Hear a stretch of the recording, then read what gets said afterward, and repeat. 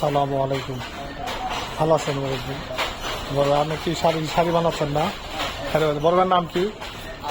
আলম ভাই। আলম ভাই যে হ্যান্ডলুম, এটা হ্যান্ডলুম চালিত শাড়ি বানাচ্ছে। এটার দাম কিরকম হতে পারে বড় ভাই? এটা পুরাতন এগুলো পুরাতন দাম কি হতে পারে? মেশিনের দাম পুরোটাই 10,000 টাকা পুরাতন। আর নতুন বানাইতে গেলে 15,000। করলো যে 3,000, 3,500, 4,000 পুরাতন এই পারলাম। আগে আসছিল, যেগুলো পরিত্যক্ত করে আছে মেশিন খোলা গেছে, দাম আবার বেড়ে গেছে না? কাঠের দাম বেশি।